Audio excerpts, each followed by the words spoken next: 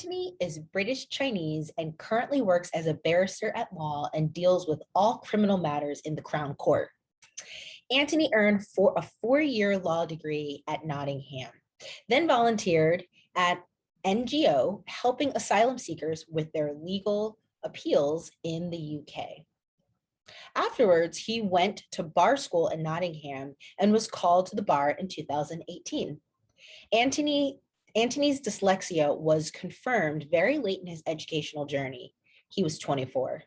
He is still learning about the intricate characteristics of dyslexia and seeks to adopt good techniques to help his mind work better.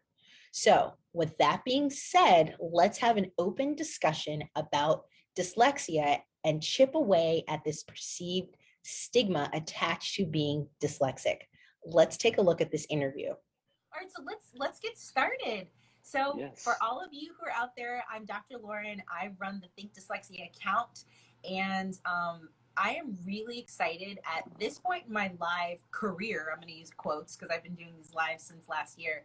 I'm excited to showcase people in the BIPOC community, people of color that have dyslexia. And I think it's so critical that kids and parents see representation of people that have learning differences.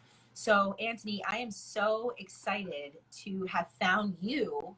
And I think that sharing your story will be just so impactful for people to hear about your journey. And also, like, you're a lawyer or a barrister. I'm saying that correctly, right? Barrister? Yeah. Okay. Barrister. Yeah. So let's get started. So I'm gonna ask my first question. So you're a barrister in the UK, and I would love if you could share a little bit about your journey as to like what drove you to go in the field of law. So the way I went into law is just completely by chance. Okay. So when I did my sixth form, when I completed my sixth form, I believe that is the senior year and freshman year in America. I was supposed to do psychology. Okay. And then hopefully after completing psychology, I want to go into cybernetics. But strangely, well, luckily, I didn't get the grades. I didn't get the grades to study the course I wanted. And I was accepted to university to study psychology in my second choice university. And at that point, I just chose to do law. Yeah, Okay. strangely. And so I did law, and it was the best decision. I found it really interesting, and it just worked with me because I always thought law was about regurgitating case law from the 1900s, 1950s, and things like that. But actually, it wasn't about regurgitating the case law. It was about finding a solution and working within the rules. And so, unbeknown to me at the time, my dyslexic mind played a very strong role in that I could see the bigger picture, and it allowed me to look at the bigger picture and argue in a more persuasive manner that some of my colleagues weren't able to see. And so through doing that, being able to put through a point and being able to persuade someone to see things your way attracted me to a career at the bar. That's amazing. So I mean, I have questions, and I don't want to derail the conversation, but I'm just curious, given there's so many, there's a lot to read. Yes. So how did you navigate that? Well, first of all, let me ask you, what type of law do you practice? I know that the audience probably wants to know that too. Yeah, so I practice purely criminal law in the Crown Court. So that I don't know in America, but in the UK, there's two types of court. There's the magistrates court and then the Crown Court. So the magistrate court deals with the simpler matters, such as say like shoplifting, for example, or fights. And then the Crown Court are for the more serious offences, such as say like grievous bodily harm sort of matters. Okay. And so I deal with the more serious matters in our criminal law. Wow. So what? Well, actually, maybe this leads to our next question. So first of all, how old were you when you were diagnosed, and like how did that impact you in law school and your studies and comprehension and all of that? Yeah, I was well, I self-referred myself to a screen test very late into my education. So I was 24 when I finally went for that self-referral. When I was young, around about 7, there was suspicions about me being dyslexic. I went to the test, but I think at that time, those screen tests just weren't extensive enough to pick up Right. my dyslexia at the time. And so, um, strangely, at the time when I was young, I did that dyslexia test. The examiner called my parents in and said, are you messing about? I don't think Anthony is dyslexic. But at that time, I just had to read a book, and then they asked me a few questions about the book, and there was no issues. And so Okay. I kind of slipped through the net. And so I didn't have any support through my primary school, my secondary school, sixth form, and even my undergraduate degree. Wow. And so it was really difficult because it was tough in the sense that I was using revision techniques that my mind just didn't work. It just didn't work very well with my mind. So during that, when I was 24, had my screen test, and I found that my auditory recall was just really bad. Mm-hmm. So, like, for example, some of the tests was saying recall animals with letters with the C sound. I just struggled. Or say swap the first letter of the names. So, for example, John Leonard would be Long Jenon.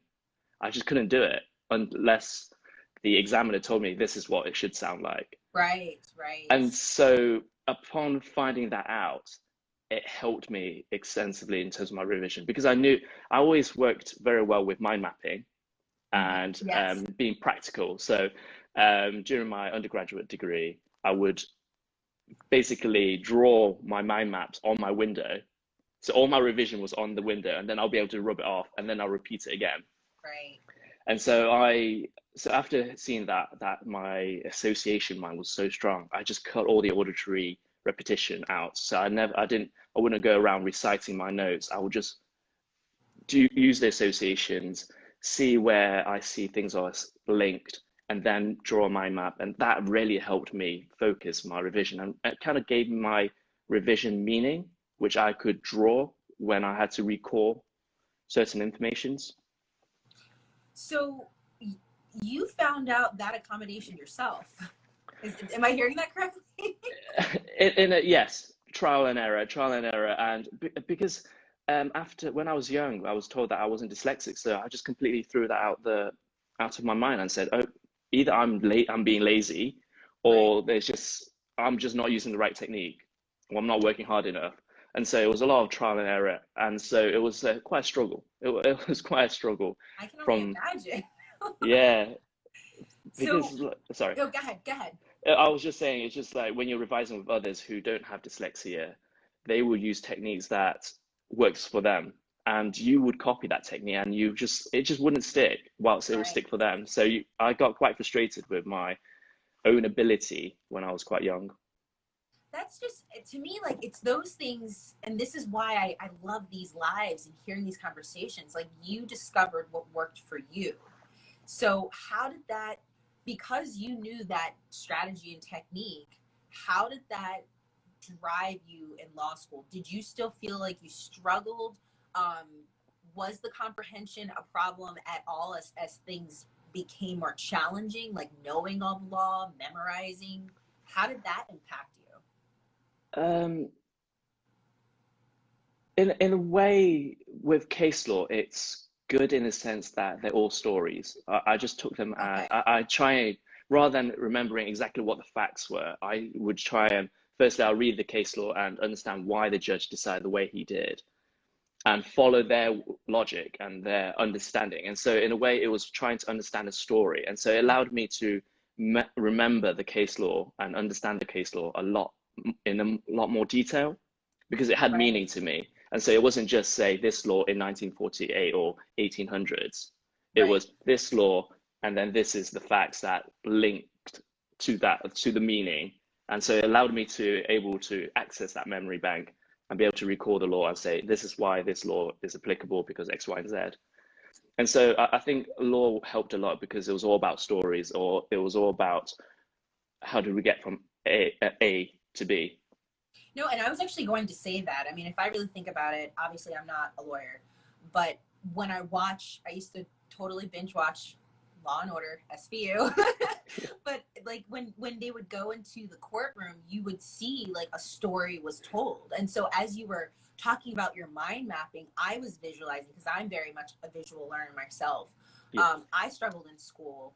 I was diagnosed when I was 21 with ADHD and anxiety, and everything was like, wow, that's why I couldn't, recall facts, kind of like the way that you were talking about. For me, I needed the visuals. I needed the kinesthetic. I needed to move.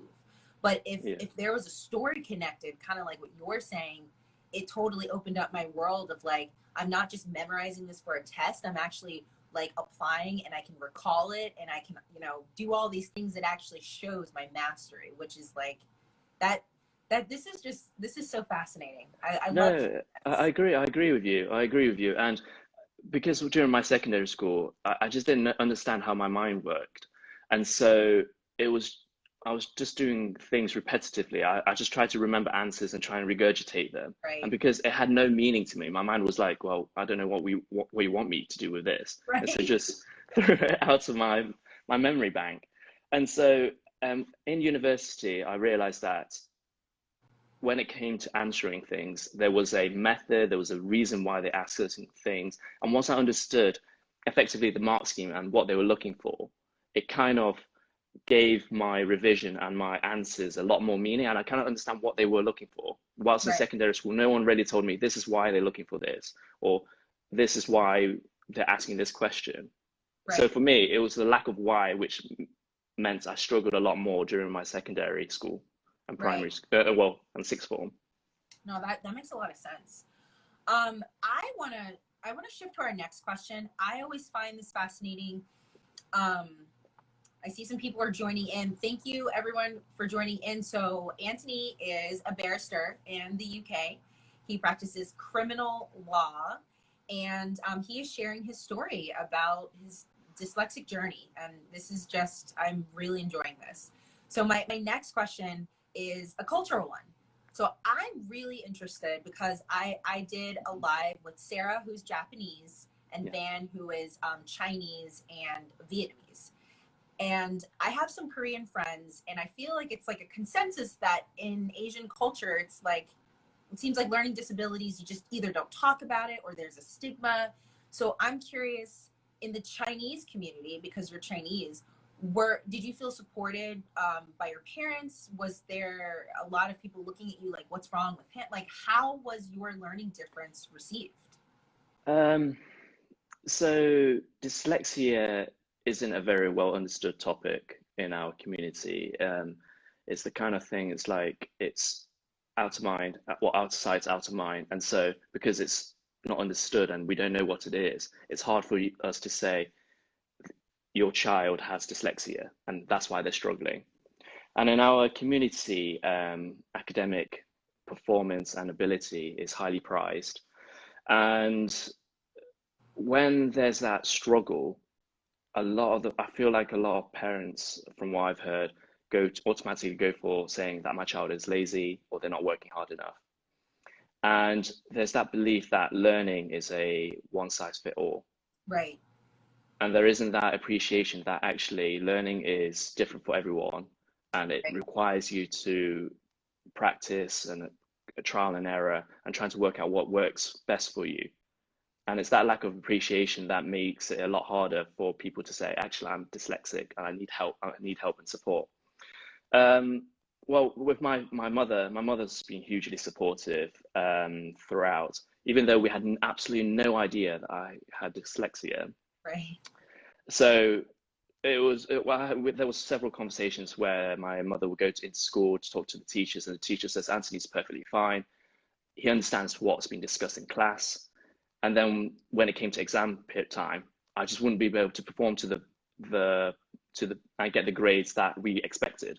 Right.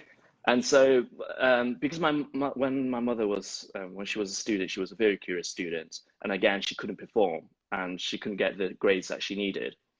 And so she faced a lot of negative comments from her teachers.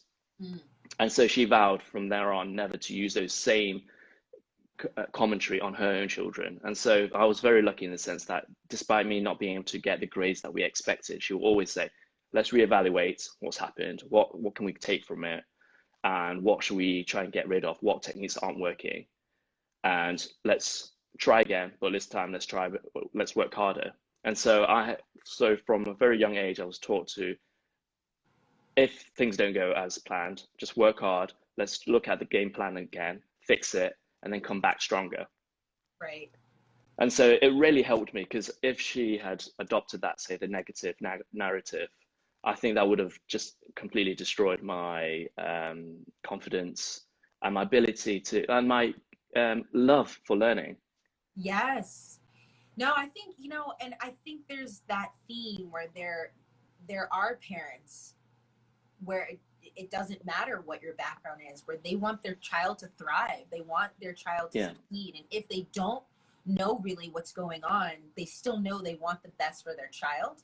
And so because you were diagnosed at such a late age, it probably was the kind of thing where, like you said, let's just reevaluate. Let's, let's put your best foot forward. Let's be as successful as you can be.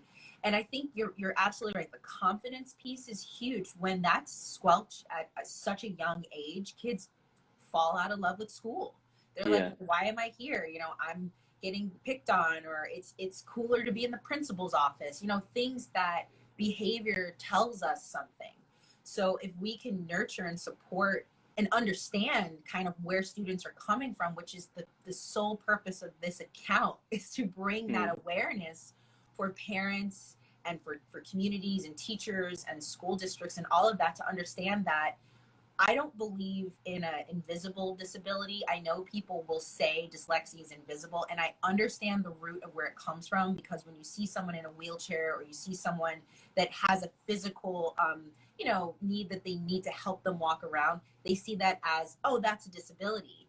But I don't see it as it's invisible, because it does impact people's lives if there isn't that early intervention, or those parents or those teachers that can support and change that narrative. Because look where you are today, seriously.